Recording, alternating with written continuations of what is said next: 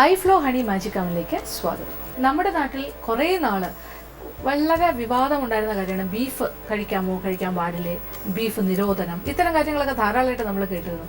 അപ്പോൾ ആ സമയത്ത് കുറേ ആൾക്കാർ ബീഫ് കഴിക്കുന്നുണ്ടായിരുന്നില്ല, അല്ലെങ്കിൽ കുറേ സ്ഥലത്ത് ബീഫ് കഴിക്കുന്നതിന് പ്രശ്നങ്ങൾ. അപ്പോൾ ഇപ്പോൾ നമ്മൾ അത്തരം വിഷയങ്ങളിൽ നിന്നെല്ലാം മോചിതരായി കഴിഞ്ഞു. എങ്കിലും അപ്പോൾ നമ്മൾ നോൺ വെജിറ്റേറിയൻ ഇഷ്ടപ്പെടുന്ന ആൾക്കാർക്ക് ഇപ്പോൾ ചിക്കൻ എന്ന് പറയുന്നത് മത്സ്യം വളരെ കോമൺ ആണ്. എങ്കിലും ഒരു വിഭാഗം ആൾക്കാർക്കെങ്കിലും ബീഫിനോടൊരു പ്രത്യേക സ്നേഹമുണ്ട്. പ്രത്യേകിച്ച് പറഞ്ഞാൽ പോത്തിറച്ചിയൊക്കെ ഇഷ്ടമുള്ള ഒരുപാട് ആൾക്കാർ നമുക്ക് ചുറ്റുമുണ്ട്. പല രീതിയിലുള്ള ബീഫിൻ്റെയും പോത്തിറച്ചിയുടെയൊക്കെ പലതരം പ്രിപ്പറേഷൻസ് അല്ലെങ്കിൽ പലതരം വിഭവങ്ങൾ കിട്ടുന്ന കടകളുണ്ട്. വളരെ നാടനായിട്ടുള്ള കടകളുണ്ട്, തട്ടുകട മുതൽ തുടങ്ങുന്നു. പിന്നെ വളരെ നാടനായിട്ടുള്ള സിമ്പിളായിട്ട് എന്താ പറയുക പലതരം വിഭവങ്ങൾ തയ്യാറാക്കി വെക്കുന്ന നാടൻ ചായക്കടകളൊക്കെ ഉണ്ട്. അതുപോലെ തന്നെ വീടുകളിലും വീട്ടമ്മമാർക്ക് പലതരം വിഭവങ്ങൾ തയ്യാറാക്കാനുണ്ട്. അപ്പോൾ ബീഫ് നമ്മൾ സാധാരണ ഒരുപാട് കാണിക്കാറില്ല, എങ്കിലും മാജിക് അവനിൽ ഇടയ്ക്കിടയ്ക്ക് നമ്മൾ ബീഫ് പലതരത്തിൽ ചെയ്ത് കാണിച്ചിട്ടുണ്ട്. അപ്പോൾ ഇന്ന് നമ്മൾ ബീഫ് കൊണ്ടുള്ളൊരു വിഭവമാണ് തയ്യാറാക്കാൻ പോകുന്നത്. ഇത് ബീഫ് വെച്ചിട്ടുള്ള ഒരു നാടൻ വിഭവമാണ്. ഇതൊരു റോസ്റ്റാണ്, ബീഫ് റോസ്റ്റ്, മാട്ടിറച്ചി റോസ്റ്റ്.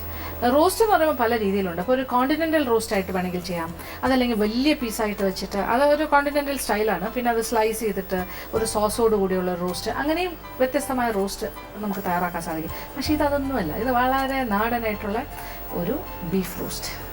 ഇത് എങ്ങനെയാണ് തയ്യാറാക്കുന്നത് നോക്കാം. ഇതിനുള്ള ചേരുവകൾ എന്തൊക്കെയാണെന്ന് നോക്കാം. മാട്ടിറച്ചി 1 കിലോ ചെറിയ കഷ്ണങ്ങളായി മുറിച്ചത്, മഞ്ഞൾപ്പൊടി 1/2 ടീസ്പൂൺ, ഇഞ്ചി അരച്ചത് 1 ടേബിൾ സ്പൂൺ, വെളുത്തുള്ളി അരച്ചത് 1 ടേബിൾ സ്പൂൺ, ഉപ്പ് ആവശ്യത്തിന്. ഇനി വറുക്കാനുള്ള ചേരുവകൾ: വെളിച്ചെണ്ണ 1/2 കപ്പ്, ചെറിയ ഉള്ളി നീളത്തിലരിഞ്ഞത് 1 കപ്പ്, പച്ചമുളക് 4 എണ്ണം 2ആയി പിളർന്നത്, ഇഞ്ചി നീളത്തിലരിഞ്ഞത് 4 ടേബിൾ സ്പൂൺ, വെളുത്തുള്ളി നീളത്തിലരിഞ്ഞത് 4 ടേബിൾ സ്പൂൺ, തേങ്ങ ചിരകിയത് 1 കപ്പ്.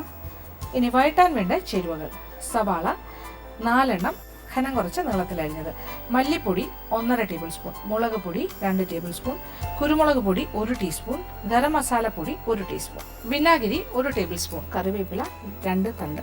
അപ്പോൾ നമ്മളുടെ ബീഫ് റോസ്റ്റ് തയ്യാറാക്കി തുടങ്ങാം. ചേരുവകളെല്ലാം ഇവിടെ റെഡിയാണ്. പിന്നെ ആദ്യം തന്നെ ബീഫ് നല്ല സോഫ്റ്റായിട്ട് പെട്ടെന്ന് വേകുന്ന, അധികം മുറ്റാത്ത ബീഫാണെങ്കിൽ ഏറ്റവും നല്ലത്. പോത്തിറച്ചിയും ഇതേ രീതിയിൽ തന്നെയാണ് നമ്മൾ ചെയ്യേണ്ടത്. എങ്ങനെയാണെങ്കിലും മാട്ടിറച്ചി എന്ന് പറഞ്ഞാൽ എല്ലാം വരുമല്ലോ. അപ്പോൾ എന്തായാലും ഇതിപ്പോൾ കഴുകി വൃത്തിയാക്കി 1 കിലോ ഉണ്ട്. ഇതിലേക്ക് ആദ്യം നമ്മളിതൊന്ന് വേവിക്കണം. അതിനായിട്ട് 1/2 ടീസ്പൂൺ മഞ്ഞൾപ്പൊടിയും അതോടൊപ്പം വെളുത്തുള്ളി അരച്ചത് 1 ടേബിൾ സ്പൂൺ, 1 ടേബിൾ സ്പൂൺ ഇഞ്ചി അരച്ചത്, കുറച്ചുപ്പ്, അപ്പോൾ 1 ടേബിൾ സ്പൂൺ വിനീഗറും കൂടി ഒഴിക്കാം. വിനാഗിരിയും കൂടി ഒഴിച്ചിട്ട് പെട്ടെന്ന് വേകാനായിട്ടുള്ള ഒരു എളുപ്പപ്പണിയാണ്.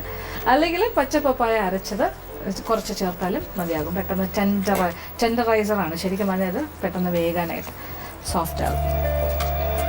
അപ്പോൾ നന്നായിട്ടൊന്ന് യോജിപ്പിച്ച് തേച്ച് പിടിപ്പിച്ച് കുറച്ച് നേരം മാറിനേറ്റ് ചെയ്യാൻ വെക്കാൻ പറ്റുകയാണെങ്കിൽ ഏറ്റവും നല്ലത്. ഒരു 10 മിനിറ്റൊക്കെ വെക്കുക, അല്ലെങ്കിൽ ഒരു അരമണിക്കൂർ വെക്കാൻ പറ്റിയാൽ ഏറ്റവും നല്ലത്. എന്നിട്ടൊരു കുക്കറിലേക്ക് മാറ്റാം. ഇനി പ്രത്യേകിച്ച് വെള്ളമൊന്നും ഒഴിക്കേണ്ട ആവശ്യമില്ല, കാര്യം ഇതിൽ ധാരാളം വെള്ളം ഉണ്ടാകും. അപ്പോൾ വേകുന്ന സമയത്ത് ബീഫിൽ നിന്ന് വെള്ളം ഇറങ്ങി വരും, ആ വെള്ളത്തിൽ കിടന്ന് വേഗം. അത് കഴിഞ്ഞ് ബാക്കി എന്തെങ്കിലും വെള്ളം ഉണ്ടെങ്കിൽ നമ്മളത് വറ്റിച്ചെടുത്താൽ മാത്രം മതിയാകും. ഇനി കുക്കർ അടച്ച് ബീഫ് നന്നായിട്ടൊന്ന് വേഗട്ടെ. അടുപ്പ് കത്തിച്ചു.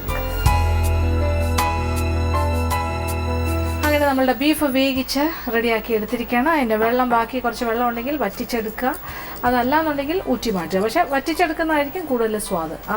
ഉള്ള വെള്ളത്തിൽ കിടന്ന് വീണ്ടും പാത്രം തുറന്നു വെച്ച്, കുക്കർ തുറന്നു വെച്ച് വേവിച്ച് വറ്റിച്ചെടുക്കുക. അപ്പോൾ ഇതിവിടെ റെഡിയാണ്. ഇനി അടുപ്പ് കത്തിച്ചിട്ട് ഒരു ചൂട് കട്ടിയുള്ളൊരു പാത്രം, ഇതിലേക്ക് നമ്മൾ കുറച്ച് വെളിച്ചെണ്ണയിൽ തന്നെ ഇത് ചെയ്യണം, എന്നാലേ അതിന് സ്വാദ് ഉണ്ടാവുള്ളൂ. പിന്നെ ഈ വെളിച്ചെണ്ണ എന്ന് പറയുമ്പോൾ ഇതിന് ഇച്ചിരി കൂടുതലായിട്ട് നമുക്ക് കുറച്ച് വെളിച്ചെണ്ണ കൂടുതൽ വേണ്ടി വരും. അപ്പോൾ ഏകദേശം ഒരു 1/2 കപ്പോളം വെളിച്ചെണ്ണ. അപ്പോൾ എണ്ണ നല്ല ചൂടായിട്ട് അതിലേക്ക് ഓരോ കാര്യങ്ങളായിട്ടിട്ട് വറുത്ത് നമ്മൾ ആദ്യമേ മാറ്റും. അപ്പോൾ എണ്ണ ഇങ്ങനെ ചൂടായി തുടങ്ങി. അപ്പോൾ ഓരോന്നോരോന്നായിട്ട് നമുക്ക് വറുക്കാം. 4 ടേബിൾ സ്പൂൺ എല്ലാം ഞാൻ അളന്ന് വെച്ചിരിക്കുകയാണ്. 4 ടേബിൾ സ്പൂൺ വെളുത്തുള്ളി നീളത്തിലരിഞ്ഞത് വറുത്ത് കോരാം. അപ്പോൾ പെട്ടെന്ന് തന്നെ മൂത്ത് കിട്ടും, കാര്യം ഘനം കുറച്ച് നീളത്തിലുള്ള കഷ്ണങ്ങളായിട്ട് മുറിച്ചിരിക്കുന്നു. എണ്ണ നല്ല ചൂടായി കിടക്കുകയാണ്. പിന്നെ വേറൊരു കാര്യം, ചൂടായി തുടങ്ങിക്കഴിഞ്ഞാൽ, അത് മൂത്ത് തുടങ്ങിയാൽ പെട്ടെന്ന് തന്നെ മൂക്കും. ഇപ്പം ഞാൻ തീ അല്പം കുറച്ചിരിക്കുകയാണ്. അപ്പോൾ ആ ചൂട് ഒന്ന് ക്രമീകരിക്കാനായിട്ട് ആ സമയം കൊണ്ട് നമ്മൾ കോരി മാറ്റും. അപ്പോൾ ചെറിയ ഗോൾഡൻ ബ്രൗൺ കളറായിട്ട് മാറിക്കഴിയും. ഒരു പ്ലേറ്റിലേക്ക് മാറ്റാം. ഇനി ഇതേ എണ്ണയിൽ തന്നെ, ഇതങ്ങനെ ഒരുപാട് എണ്ണയൊന്നും കുടിക്കുന്നില്ല, അതാണ് നമ്മൾ ഈ 1/2 കപ്പ് എണ്ണ എന്ന് പറഞ്ഞാൽ അത് എല്ലാത്തിനും കൂടി ചേർത്തിട്ടാണ്. ഇനി ഇതേ എണ്ണയിൽ തന്നെ നമ്മൾ ചെറിയ ഉള്ളി, കൊച്ചുള്ളി തീ വീണ്ടും ഞാൻ കൂട്ടി കൊടുത്തു. 1 കപ്പ് ചെറിയ ഉള്ളി നീളത്തിനരിഞ്ഞതും ഇതുപോലെ വറുത്ത് മാറ്റാം.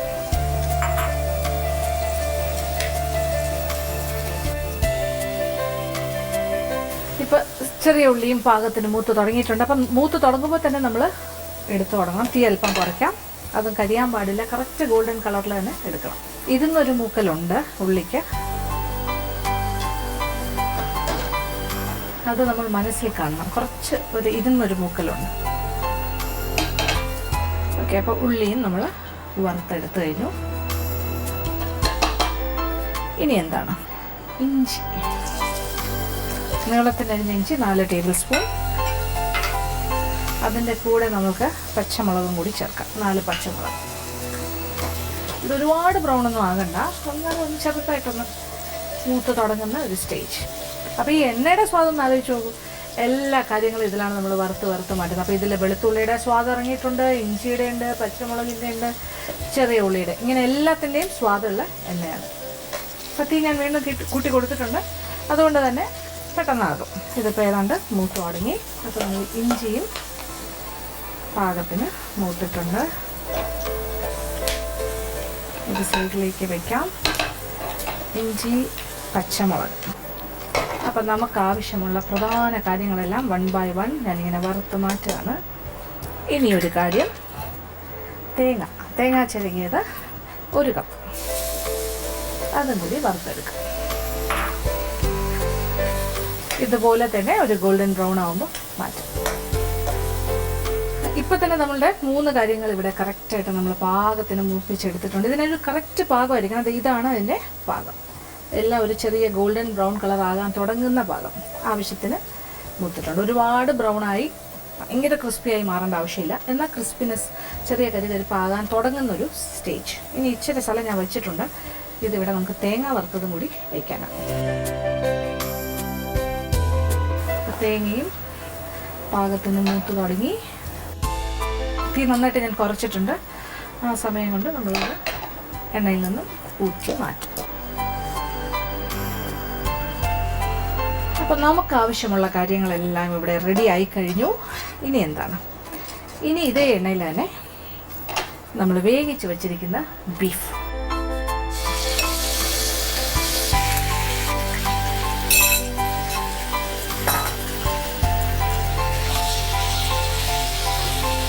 ഇനി ആ ബീഫും കൂടി അല്പനേരം ഒന്ന് മൂപ്പിക്കുക. കുറച്ചൊരു എന്താ പറയുക, ബ്രൗൺ കളർ ആകാൻ തുടങ്ങുന്ന സ്റ്റേജ്. അങ്ങനെ ബ്രൗൺ ആകണം എന്നില്ല, എന്നാലും ഒന്ന് മൂക്കണം. അതാണ് നമ്മളിപ്പോൾ ചെയ്യുന്നത്. ഞാൻ ഒരു കാര്യം കൂടി കഴിഞ്ഞാൽ, ഇത് ബീഫ് റോസ്റ്റാണ് നമ്മൾ ചെയ്തുകൊണ്ടിരിക്കുന്നത്. ബീഫ് റോസ്റ്റ് എന്ന് പറയുന്നതിൻ്റെ ഒരു പലതരം റോസ്റ്റ് ഉണ്ടെന്ന് ഞാൻ പറഞ്ഞല്ലോ. അപ്പോൾ ഇതൊക്കെ നമ്മുടെ ടിപ്പിക്കൽ തനി നാടൻ സ്റ്റൈലിൽ ഞാൻ ചെയ്യുകയാണ്. അപ്പോൾ ഇതെങ്ങനെ ഉണ്ടെന്ന് നോക്കൂ. അപ്പോൾ നമ്മുടെ ബീഫും പാകത്തിന് മൂത്ത് കഴിഞ്ഞു. ഇനി ഇത് എണ്ണയിൽ നിന്നും മാറ്റും. കുറച്ച് കൊഴുപ്പുണ്ടായിരുന്നു നമ്മളുടെ ബീഫിന്, അതെല്ലാം ഇതിനകത്ത് എണ്ണയായി മാറിയിട്ടുണ്ട്. ഒരുപാട് ഹാർഡായിട്ട്, അതായത് ഒരുപാട് എന്താ പറയുക, അതിൻ്റെ മാർദ്ദവം നഷ്ടപ്പെടുന്ന രീതിയിലുള്ള മൂപ്പിക്കലാകരുത്, എന്നാൽ കുറച്ചൊരു മൂക്കൽ ആവശ്യമാണ്. അങ്ങനെ ബീഫിൻ്റെ പീസസും നമ്മൾ വറുത്ത് മാറ്റി കഴിഞ്ഞു. ഇത് വേവിച്ച ബീഫാണ്, മറക്കരുത്, വേവിച്ച് വറ്റിച്ചെടുക്കണം.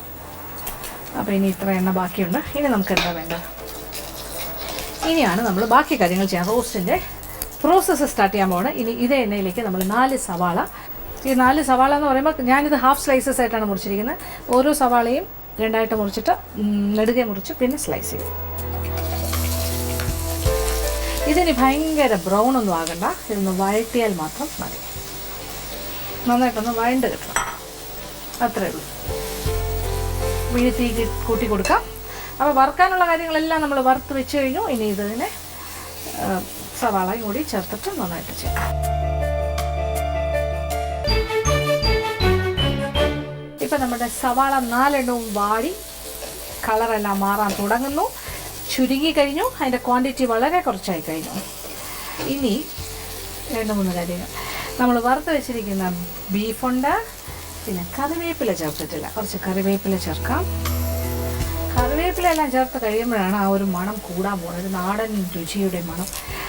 വെളിച്ചെണ്ണയും കറിവേപ്പിലയും ഇതെല്ലാം നല്ല കോമ്പിനേഷൻസാണ്. ധാരാളം കറിവേപ്പില ചേർക്കാം. ബീഫ് റോസ്റ്റിലൊക്കെ ഇതൊക്കെ കറക്റ്റ് അനുപാതത്തിൽ തന്നെ വേണം. ഇനി ഇതിലേക്ക് നമ്മൾ വറുത്ത് വെച്ചിരിക്കുന്ന ബീഫ് ചേർക്കാൻ പോവാണ്. ഉള്ളി ഒന്ന് മൂത്ത് തുടങ്ങുന്ന ഒരു സ്റ്റേജ്, ഒരുപാട് ബ്രൗൺ ആകണ്ട, കളർ മാറി തുടങ്ങി ഒന്ന് കുഴഞ്ഞ് നന്നായിട്ടൊന്ന് ചുരുങ്ങി വരുന്ന സമയം കാണുന്നുണ്ടല്ലോ, ഇതാണ് വേണ്ടത്. ഇനി നമ്മൾ പൊടികൾ ഓരോന്നോരോന്നായിട്ട് ചേർക്കാൻ പോവുകയാണ്.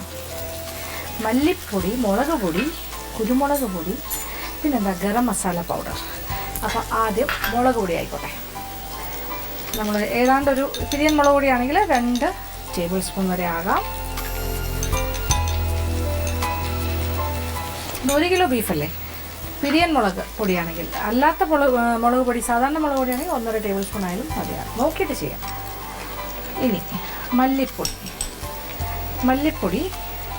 1.5 ടേബിൾ സ്പൂൺ.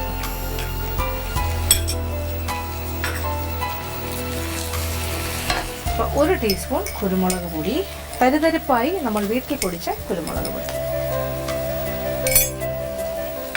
ഇപ്പോൾ കുരുമുളക് പൊടിയുടെ ഒരു മണം. ഇനി ഗരം മസാലപ്പൊടി, അതും ഏതാണ്ട് 1/2 മുതൽ 1 ടീസ്പൂണിനകത്ത് എത്രയാണെന്ന് നോക്കിയിട്ട് ചെയ്യാം. എത്ര മസാല മണം വേണം അതനുസരിച്ച്. എല്ലാ കാര്യങ്ങളുമായി നന്നായിട്ടൊന്ന് ഇളക്കി വഴറ്റുക.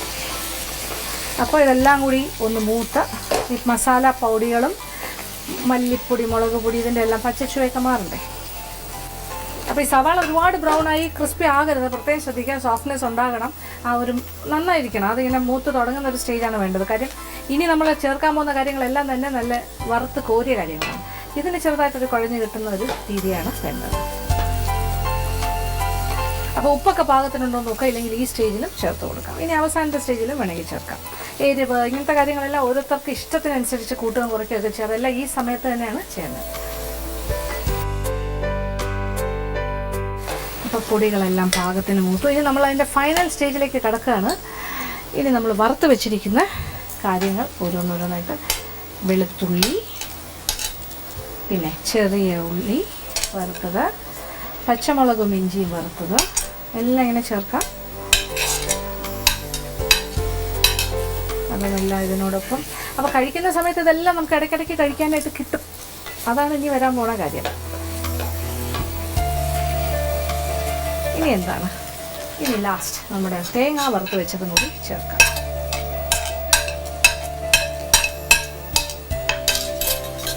ഇനി ഉപ്പെല്ലാം പാകത്തിനുണ്ടോ നോക്കുക, അല്ലെങ്കിൽ ഈ സ്റ്റേജിലും ചേർത്ത് കൊടുക്കുക. എല്ലാം കൂടി കിടന്ന് നന്നായിട്ടൊന്ന് യോജിച്ച് ചേർത്ത്. ഇത് കാണുമ്പോൾ തന്നെ മനസ്സിലാവുന്നില്ലേ നല്ല സ്വാദാണെന്ന്. ഇതാണ് നമ്മളുടെ ബീഫ് കോക്കനട്ട് റോസ്റ്റ് എന്ന് തന്നെ പറയാം. കാര്യം തേങ്ങയൊക്കെ ചേർത്തല്ലോ, അപ്പോൾ ഞാൻ പേരൊന്ന് അല്പം മാറ്റി. വെറും ബീഫ് റോസ്റ്റ് അല്ല, ഇത് ബീഫ് കോക്കനട്ട് റോസ്റ്റാക്കി. അപ്പം മാട്ടിറച്ചി തേങ്ങ റോസ്റ്റ് ആണ് ഇവിടെ റെഡി ആയിക്കൊണ്ടിരിക്കുന്നത്.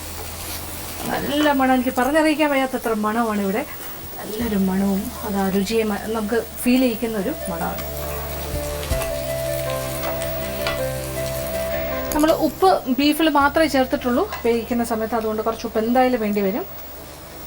ആവശ്യത്തിനുള്ള ഉപ്പ് ചേർക്കണം. അപ്പോൾ ഉപ്പൊക്കെ നോക്കിയിട്ട് ആവശ്യാനുസരണം ചേർക്കുക. അപ്പോൾ ഫൈനൽ സ്റ്റേജ് എത്തിക്കഴിഞ്ഞു. ഇനി വേറെ ഒന്നും ചെയ്യാനില്ല, തീ ഓഫ് ചെയ്യുക, എന്നിട്ട് വിളമ്പുന്ന പാത്രത്തിലേക്ക് മാറ്റുക.